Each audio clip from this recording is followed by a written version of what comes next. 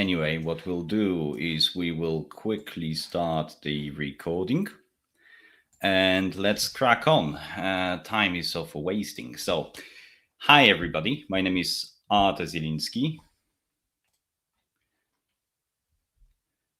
Sorry, I'm not going to be distracted anymore. So hi everybody, my name is Artur Zielinski, a co-founder of CRM Bot, and this is a new initiative. Apologies for technical difficulties. This is literally the first time we're trying this live.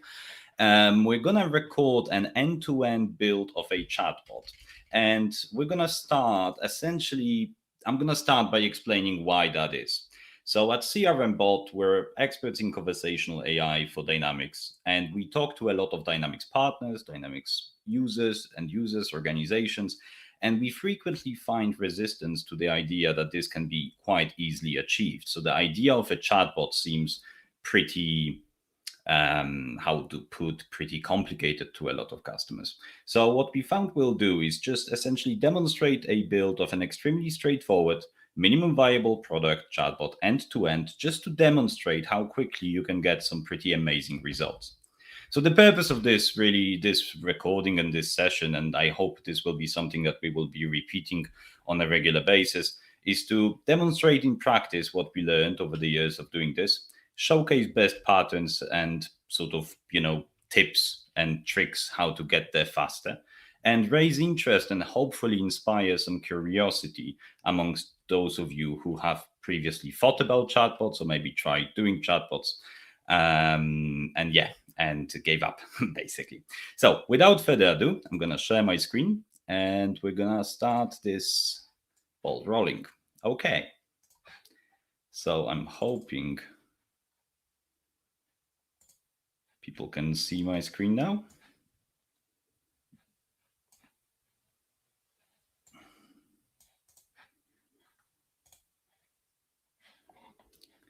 I'm going to assume that, we can see the screen. And we're going to start by looking at the diagram.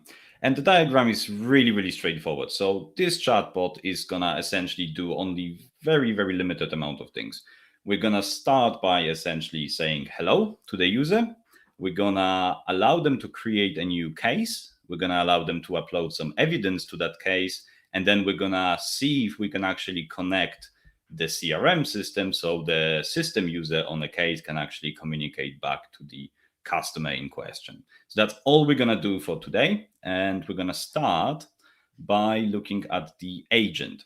So to those listening who are not extremely technical, don't worry, this is really not a technical session. We're going to go essentially step by step and create first what we call intents in our agent experience. So we're going to start by creating intents. You can see that in our showcase agent, we have one intent, which is the default welcome intent. And if I actually open it up and look at the responses, you will see that it says response hello world. And I can actually test that. Here is my website where my agent is currently located. If I expand that window, I'm just going to move myself out of the way.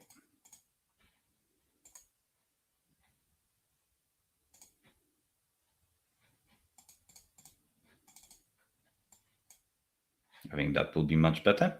And you can see that essentially after you say hi, you're going to just get a simple hello world. So that's really the baseline of our process here. So we're going to start by expanding on this welcome. So in order to do that, first, we're going to have to create the intents. So if we look at the diagram, we've got 1, 2, 3. Well, this one isn't really an intent in say, but we've got 3 intents. We're actually going to need 4. So I'm going to start and create a new intent and call it create case. So this will be our intent that we will trigger when somebody, essentially that will trigger when somebody says create case or says I've got a problem or says something like I'd like to report an issue, something like that.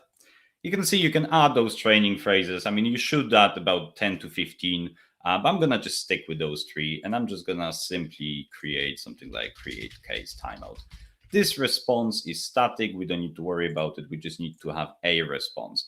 before, I'm not going to go and publish the whole thing. We're going to actually keep going and add a few more intents whilst we're at it. So the next one I want to add is called case submitted.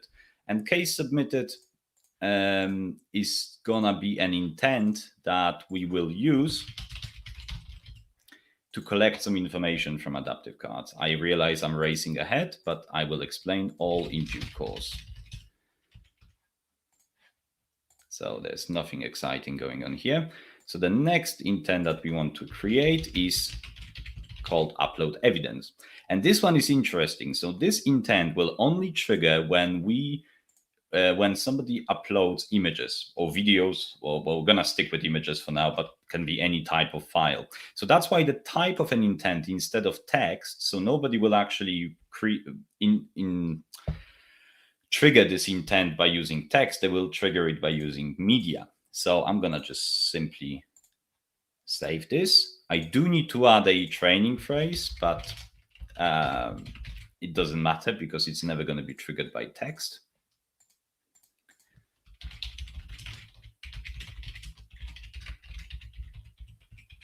These are simply insignificant.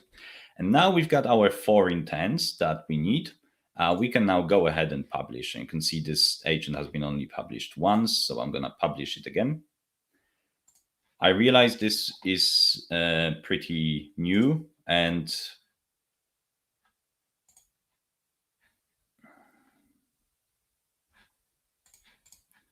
I realize this is pretty new, and if this is very confusing, that's okay. We've got our documentation, our docs page, where you can sort of follow this process. It's very basic, but I do realize I'm not sort of spending enough time to explain all of it from scratch. You can see that our bot is publishing. When it finishes publishing, we will be able to move on to the next part of this video. So now it's finished publishing. We can actually test that. So we can start by saying hi. And then we can say something like create case. Yeah, and eventually it's going to essentially say the same, create case timeout, but that's fine. Let's not wait for that. To do that, let's just move on. So the next part, we've created those intents, and we've got our loose structure done together. I've actually realized I forgot to do one thing, which is very important. Here, we need to add an event. And I will explain why in a second. But this flow, case submitted, is going to have to trigger with an event rather than a training phrase.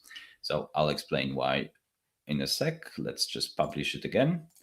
And in the meantime, let's move on to creating our first fulfillment. So what you've seen so far is obviously not very complicated, and it's not very exciting. What is exciting is, however, how we can reply to those and what we can do with replies to our users. Go on our website and they say hi. So let's start by creating our first intent, and it's going to be our welcome intent. So I'm going to go to our solution, and I'm going to open our in our solution, we've got already this one flow. I'm just going to edit it.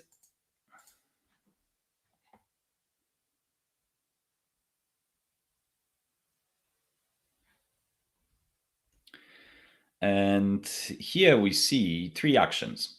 Our first action essentially says that when somebody triggers welcome intent, what we want to do is we want to tell them hello world, and then we want to send that response.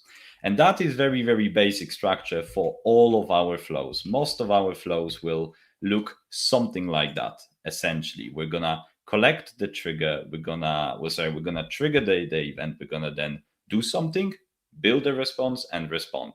So all we have to do here in order to actually make this working is we're gonna have to add the context and the memory of a chatbot. How do we do that? So that sounds very complicated. How do we do that?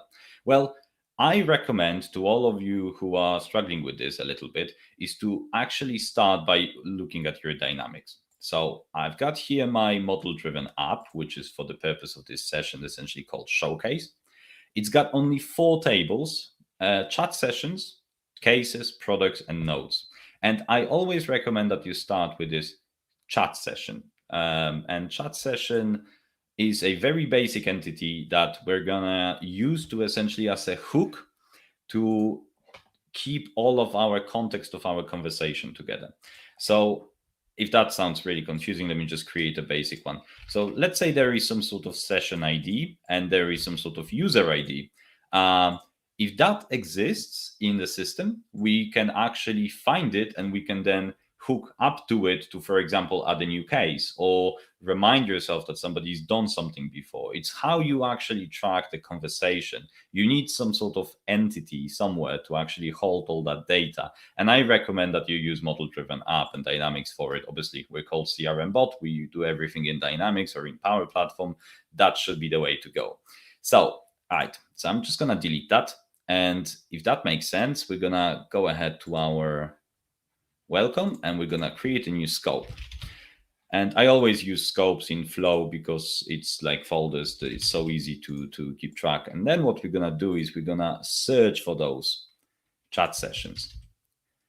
So again, apologies to those of you who have not used Flow a lot or are getting a little bit lost. Just you can simply ignore what I'm doing. It doesn't really matter. What I'm basically doing here is I'm searching for this bot session ID and making sure that that bot session ID is there. What then I want to do in my next, so I'm going to just call it find chat. So here we're literally searching for all chat sessions that have that chat. And this is a list rows action.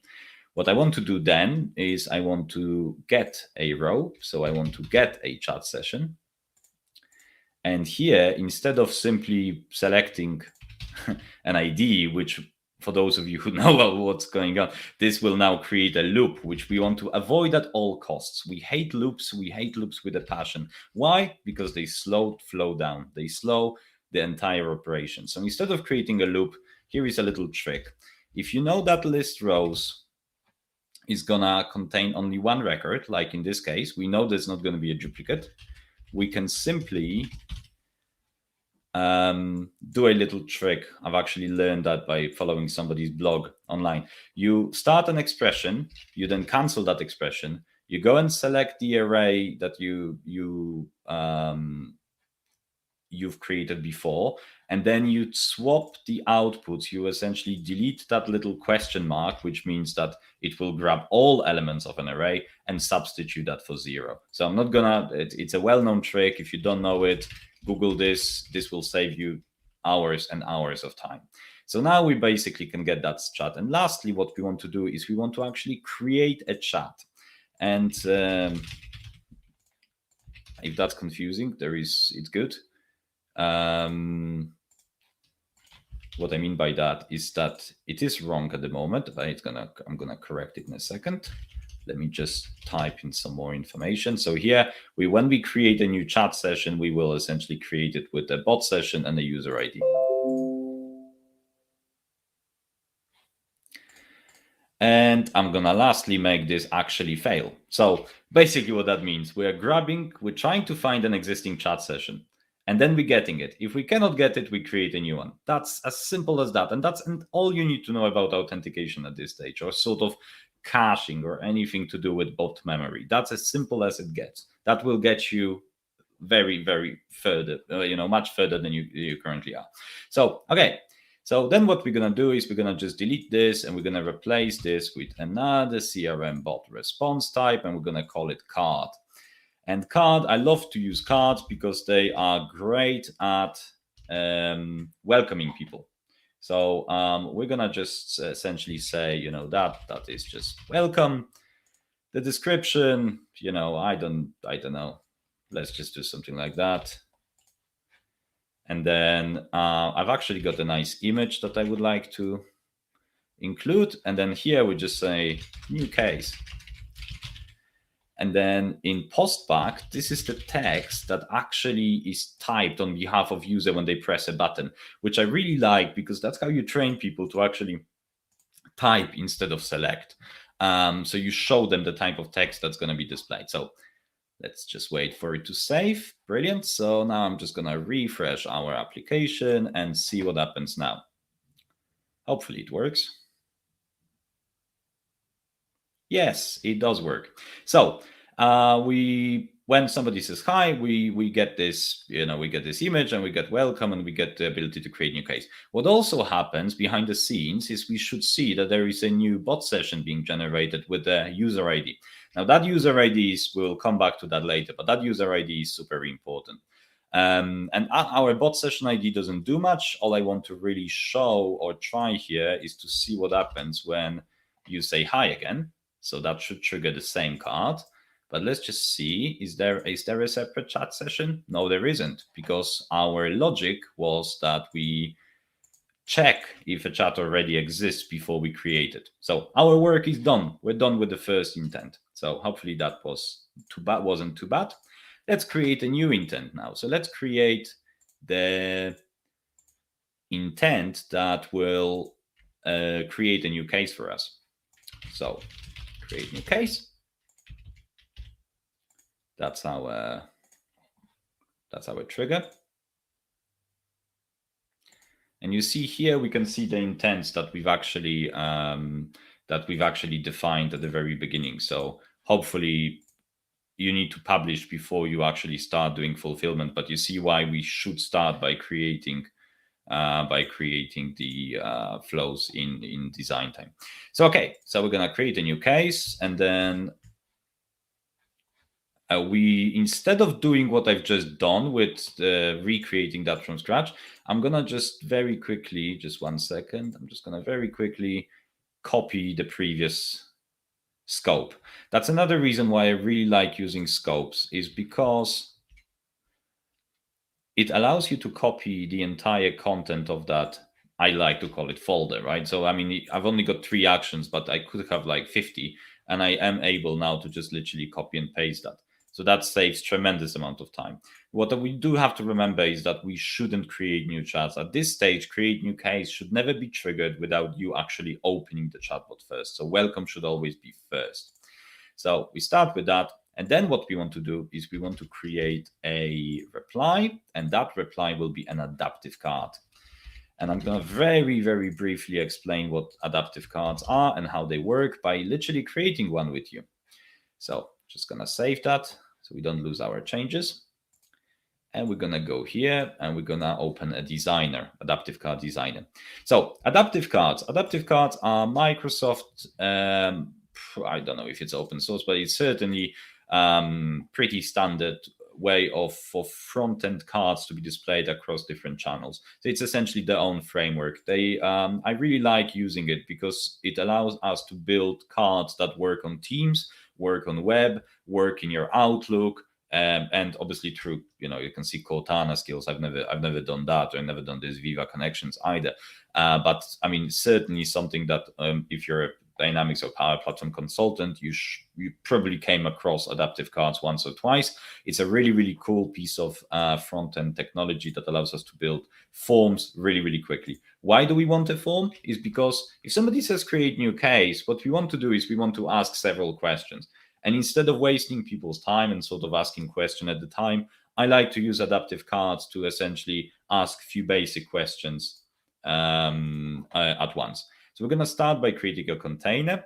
We're then going to put a input text, and we're going to do another input text, and then we're going to do, no, actually, 1 sec. We're going to start by doing input choice, and then another input choice. So this first one is, sorry. Yeah, this first one, let's call it product, and the label will be which product is affected. We don't need a placeholder text. We can probably expand this, and the options that we want is mobile phone, or laptop. I mean, you realize as a demo, it really doesn't matter what we're selling or what we're doing here. So I are just sort of making it simple for myself. And then the second one, we're gonna say that it's called title, and the label will be what's the issue. We don't need a placeholder text.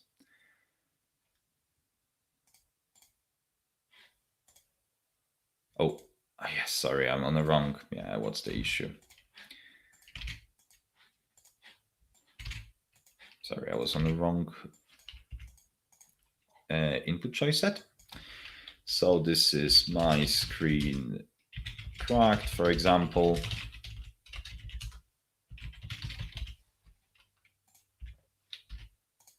And then, I don't know, my battery is dead. So these are the two options that we're supporting at the moment. And then lastly, we should actually include something for text. So let's call it description.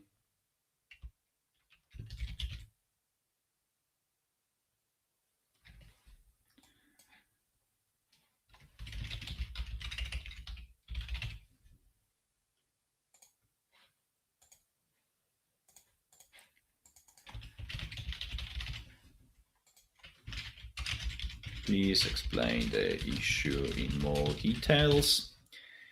And let's make it a multi-line. And last but not least, we're just going to create one single action and we're going to call it submit. And maybe we call it submit case. Now, I realize this may sound confusing, and that's okay. It's hopefully just going to make more sense in a second.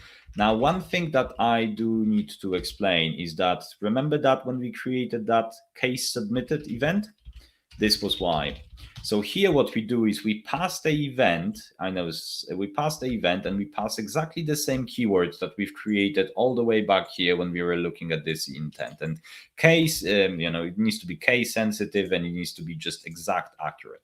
So I hope that is the case. So now when we essentially press this button, what we want is that other intent to trigger. So I'm going to copy all of this now and I'm going to paste this into our flow like this.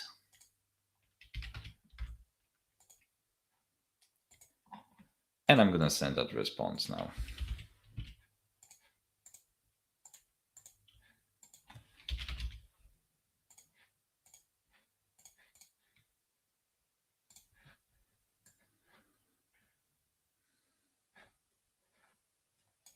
Okay, that's saved.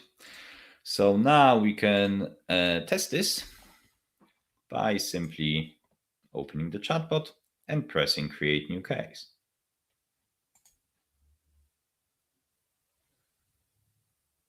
And you see, and this is the experience we get. I know it's not the most beautiful, but it doesn't have to be. We can style it separately. But here we should be able to press submit case, and that case will be submitted. Now, before we do that, I'm actually going to finish creating the other flow for the case submitted, and then we will be able to demonstrate the whole thing in its glory. So the next flow we will create is gonna take all this information and create a new case in our model-driven app for us. Now I'm going to demonstrate a few important patterns here that may come useful to you when you do this stuff yourself. By the way, I should have mentioned some of these and most of these things are totally relatable, whether you use CRM Bot, whether you use Power Virtual Agents, Drift, and any other chatbot provider, as long as you're using Power Automate or Zapier to automate your processes. All of this is very, very much applicable. So we're going to create another cloud flow. And this time we're going to call it case submitted.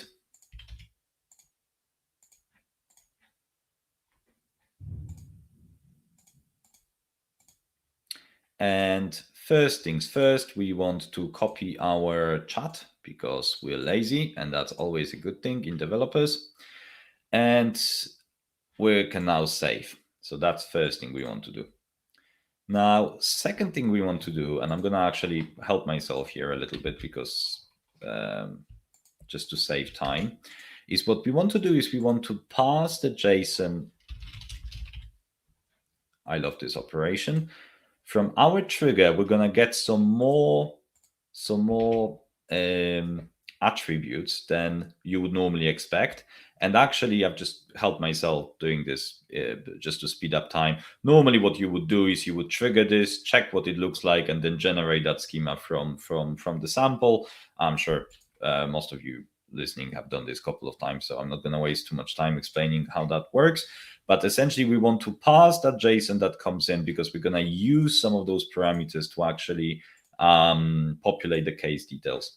So next thing we want to do is create another scope, and this one I'm going to call product.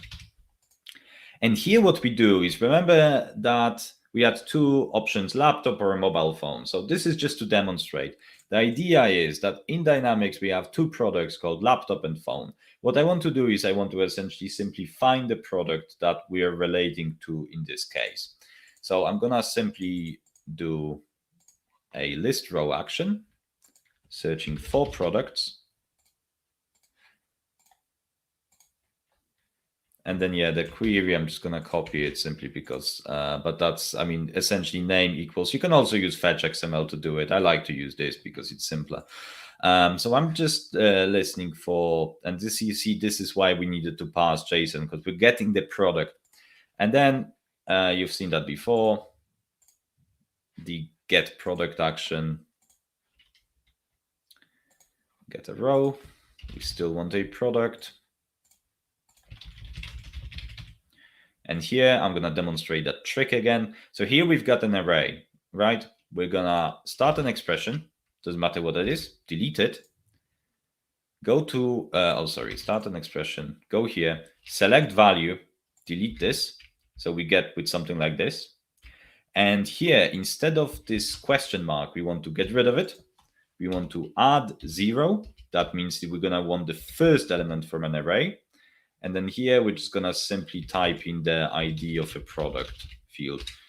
And I'm using some crappy publisher, which is my prefix. Doesn't make sense, but you know what they're doing right here. So we're going to get this product. And now we should be ready to actually create a new case.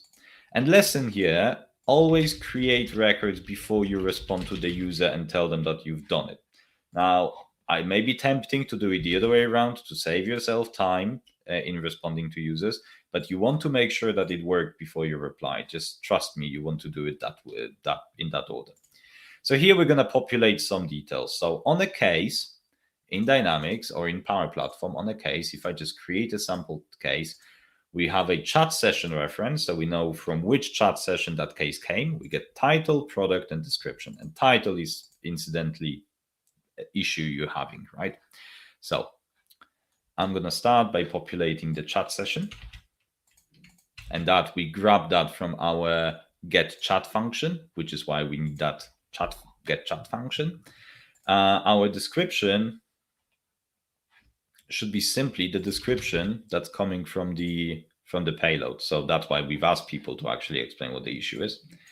We then get the product. And you see that's why we were getting the product in the first instance. And then last but not least, we populate the title from the issue that you're having. And then I'm gonna just very briefly go and update my chat session, because now I've created a case. What I should do is make sure that that chat session has the case on it, because otherwise what's the point? So I'm just going to copy that here.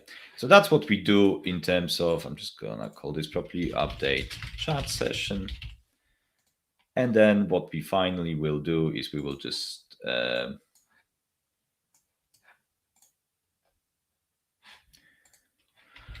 respond to the user. We don't need to be fancy, just a normal text response will do.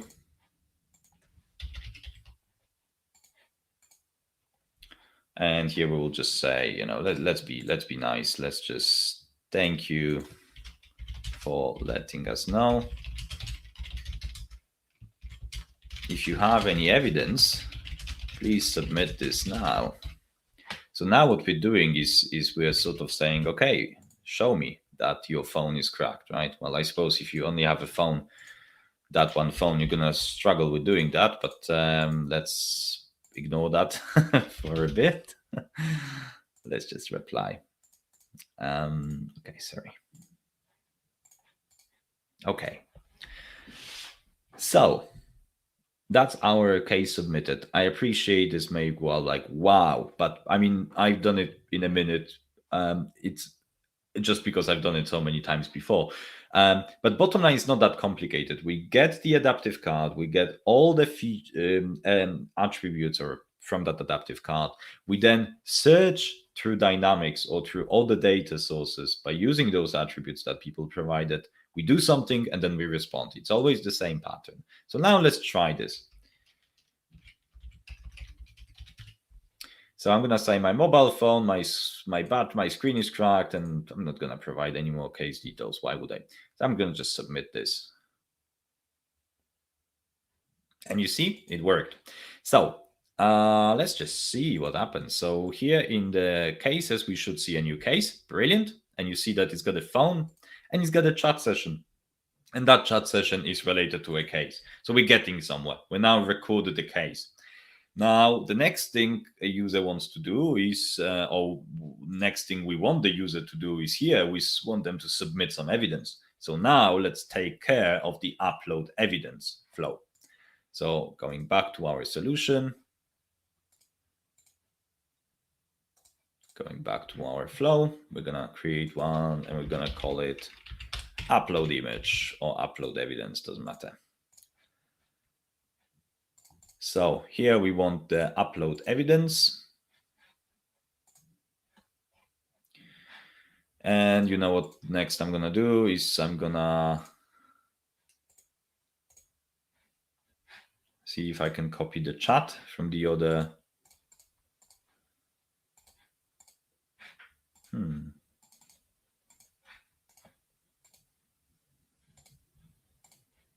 Oh, it doesn't show. Okay, one sec. Let's just copy it from here then. There it is. Don't know why. Right. So we're gonna just copy the chat. Nothing extra here. We then want to pass the JSON. Again, I'm helping myself simply because I've done this before. But normally, what you would have to do is essentially trigger this for the first time, see if it works or see how it works and generate it from the sample, or submit the whole payload and generate it from the sample. I've already done it here.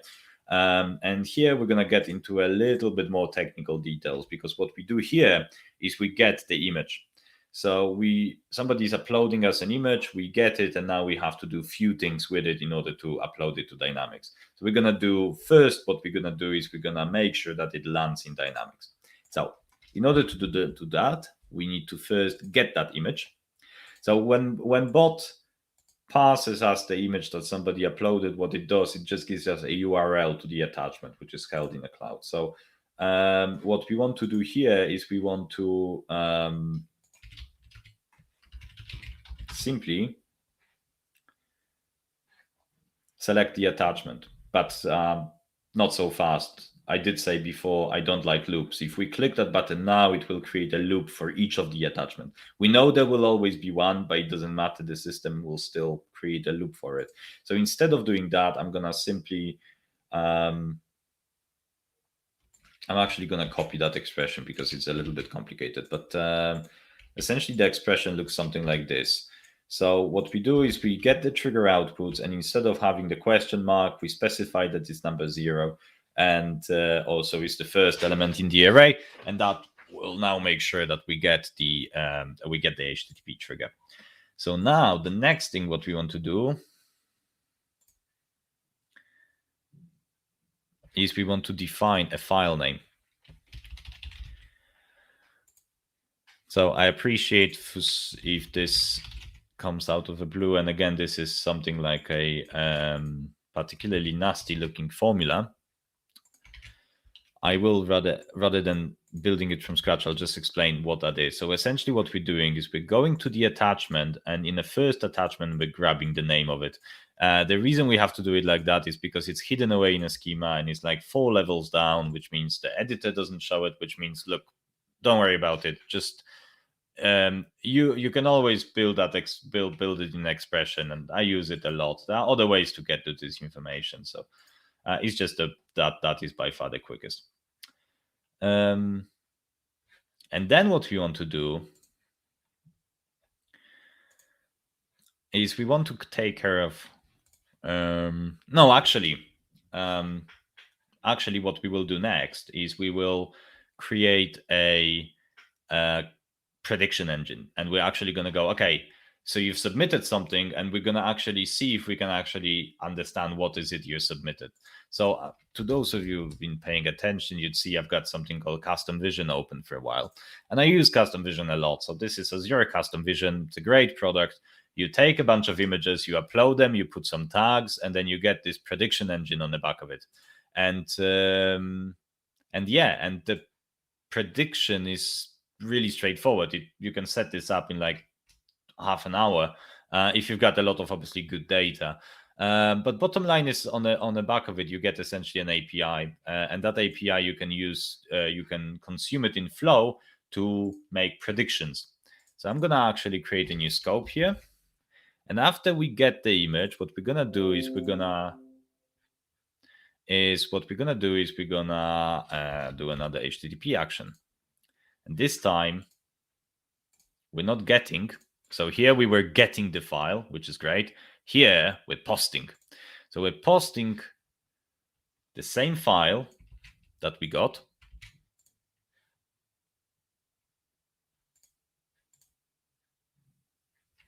Sorry, we're posting to this lovely looking URL. I'm going to change the keys after, it doesn't matter. But yeah, you do need to just paste here the keys, and then you're going to have to do some more things with the, like, put in some headers. I think we also need content type. I'm gonna copy it here. So yeah, we need to change that prediction key after this session, obviously. And here in body, what we do is we simply provide the URL. That's all we need to do. So we provide the URL, and this will make a prediction. And then on the back of that prediction, obviously, first thing we want to do is really understand what's happened here. So we're going to start by doing parse JSON. I mean, the prediction is not going to look very pretty if we don't actually parse it. We're going to struggle to use it. So here is simple body, and then the schema, I'm going to just copy it in to save time, but you know how to get this. We'd trigger it once, and then we would use generate from sample. So now we get the schema. The schema will look something like this. We're going to have a type. We're going to essentially get an array of predictions, and each one of them will have probability and tag name. So the way it works is this will respond and say, you know, I think it's a laptop and I think it's a broken screen. So what we want to do is we want to take the top two predictions, because we've only got two tags that matter. This is not a rule that you need to follow or anything like that. This is just a very unique thing because of our use case. What you could do if you were doing this for real, you could have done some filter, let's say only show me predictions where they're over 90% or something like that. But here what we'll do is we'll just simply create a compose, call it get top tag or get top prediction, doesn't matter. And then here we will just going to copy that formula, save time, and just explain what that is. So what it does is we pass the prediction, and then we essentially get the first prediction and get the tag name of it. It's as simple as that. And I'm just going to simply create another one, get top tag 2. And then this one, yeah, nothing's going to change. We're just going to go from 0 to 1. And that will get our second prediction. Right, I hope that makes sense. So we've got two predictions here. We've got the file name after that. And then what we need to do is break this down into a condition. And that condition demonstrates again. Sorry, wrong step.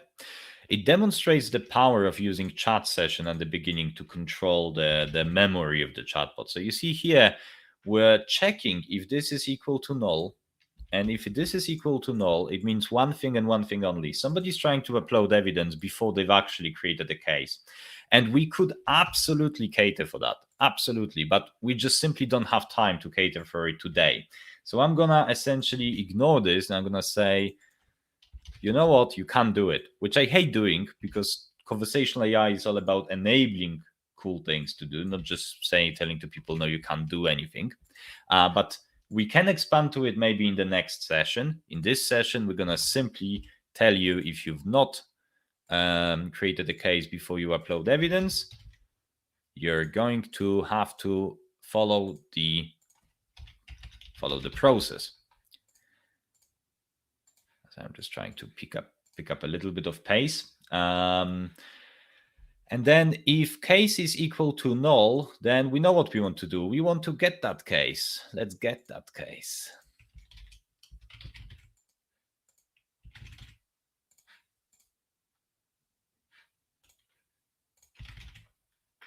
So, I mean, if it exists, let's get it. And then when we get it, we need to add a new file. So what we're going to create is a new node.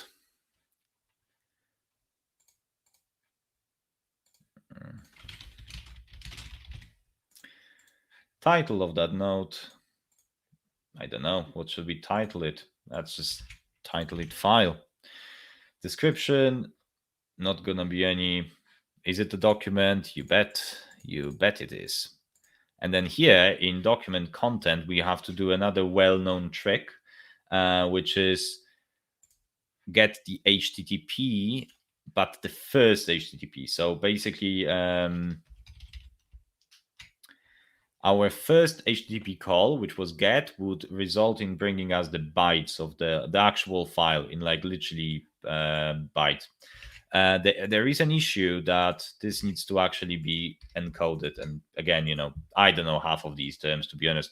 Basically, what that means is that we need to wrap our response from the get HTTP into base 64. All I know about this, all you need to know about this, trust me, it will work.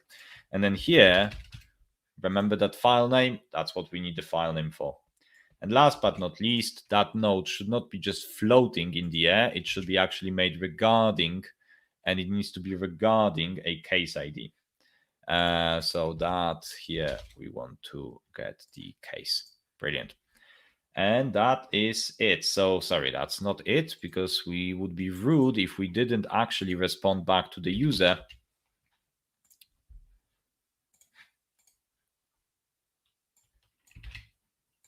And we're going to respond back to the user, showing off our new and amazing intelligent properties, because we've got the tags, which mean that, we can actually show off. So we've created that text. Now we just need to send it.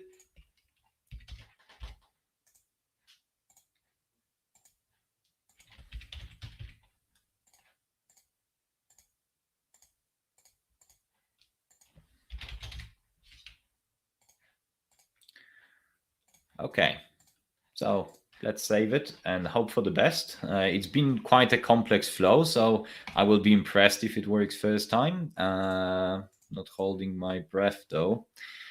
So in order to check this, we want to create a new case. And we're going to say it's a mobile phone. And then we're going to hopefully see that it's telling us to upload evidence. And I'm going to take and upload evidence of a broken mobile phone. Let's see what it says. Exciting. Wow. And it worked. So you see, it says, wow, looks like it's a phone issue with a broken screen. So these are the two top tags. Our top tag is that it's a phone. Our second top tag is that it's a broken screen. So you see, we trained the AI model to actually predict something, or not predict, understand something from an image. And then we do it in a way that actually feeds into the conversational design. So we can actually respond like it's a casual thing. Now, what we could do next is obviously make this auto-populate the details on a case. But sadly, for today, we don't have time to actually do it.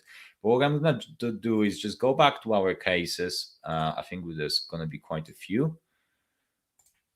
It's actually just two. And you see the second case we've created has now this image. And this image, you can open that image, and it's I'm not lying, it's an image that we just sent over. So you can quite easily send these images back to the user. So one last thing before we finish for today. This is probably the coolest part of the functionality. So I'm going to have to be really quick in order to make it. So I'm going to just create a new flow, and I'm going to call it notify customer. So what we'll do then is we'll just finish on the idea that our flow doesn't need to start with somebody saying something. So here is an idea. Sorry, wrong trigger. Here is an idea. Whenever somebody creates a node, and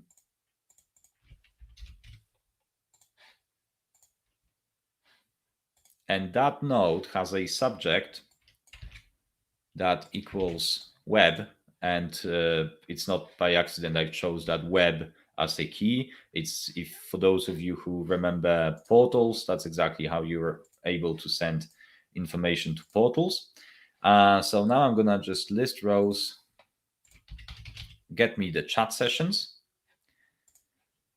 And I'm gonna actually use fetch, and apologies, in the sake of time, I'm gonna just copy from the other flow. So basically here we're essentially searching for chat sessions that contain a case that is the same case that is linked to the node that's just been modified, if that makes sense. So I, as a user, create a node on a case saying, "Hi, Mr. Customer." So we get from the case which chat session it was. From the chat session, we will know then the user ID, which is the most important value. Remember that user ID I mentioned a couple of minutes ago?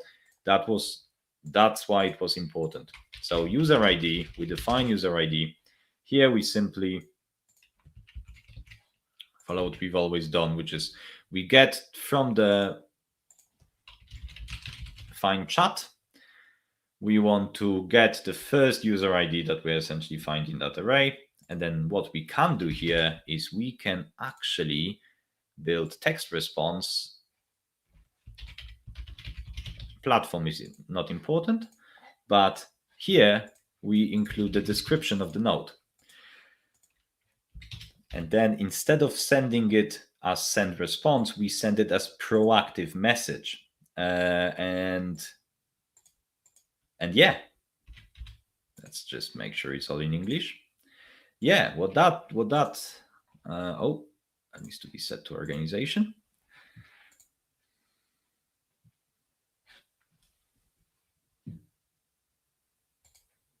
So that's now been saved. And that means that if I go to my case and I say, so this is the keyword we want in a title in order to send this to a portal or to a chatbot. Wow, that sucks. I'm going to add this not very useful node. But here, I mean, it's not instant because there's quite a few things that have to happen. Our flow has to trigger, then it has to go through the exchange, then it has to go through the website. Few things, but it doesn't need to be instant. But within, I don't know, 20, 30 seconds, you'll see you get messages from the user to a chatbot to a customer on a website. So essentially you achieve omni-channel, or very basic version of omni-channel, or transfer to an agent. And that's very basic. I appreciate there's nothing really, nobody's going to be able to use this for transfer to an agent functionality, but this is just to demonstrate capability in sending proactive messages. This can be used for sending status update, informing somebody about delays, involved in sales process. There's so many applications where proactive messages, marketing, new business generation, so many ways we could actually utilize this. So to wrap up for today, what we've done is we've created a basic chatbot that is capable of taking cases, and we can create those cases. We can actually handle stuff like uploading evidence to cases. We can respond back to the users. We see how it's all connected behind the scenes with Dynamics or with Power Platform. And we're actually using a very rudimentary version of AI to understand content on images and actually tag them and then include those tags in responses. Well, when you make it like that, it sounds like we've done more than we really have. But all of that has been done in less than an hour, probably less than 50 minutes, without any coding, without any really in-depth technical knowledge, simply by using your Power Platform skills and using our CRM bot capability to deliver those cool-looking responses to users and gather those responses back. You can start picturing how this whole can work together. So in part 2, which I'm hoping our technical difficulties will be resolved by then, should be happening next Wednesday at 1 p.m. the same time. We will add authentication to the chatbot, so we will actually get understanding of who you are and log you in and actually do it securely. So we're going to use something like OTP to maybe send a secret code to your mobile phone to confirm you are who you are, or maybe to your email. We will see. We will add static content, so we will give the ability for chatbot to answer basic questions and be chatty and never really struggle for words when somebody says anything. We will also add multi-language capability, so we will allow you to translate all the content to any language in the world. That should be super cool. And we may do something more. I don't know what else you would like to see. If there are any specifics that you would like to see, maybe get in touch, let me know, and we can incorporate that into the future session. The idea is that I'm going to do another hour and maybe one more hour on this particular agent. And when we finish with it, we should be having something that looks really, really good, works really solid, and can be then taken further by one of you. So once again, I'm going to stop sharing now. So once again, I hope you enjoyed this. I hope this was useful. We're going to obviously putting on YouTube for those of you who couldn't be with us today. And if you really enjoyed it, let me know. If you didn't enjoy it, let me know too. And I hope that I will see you next Wednesday at 1 p.m. UK time for second part of this showcase and to build some more cool chatbots. Thank you very much for your time.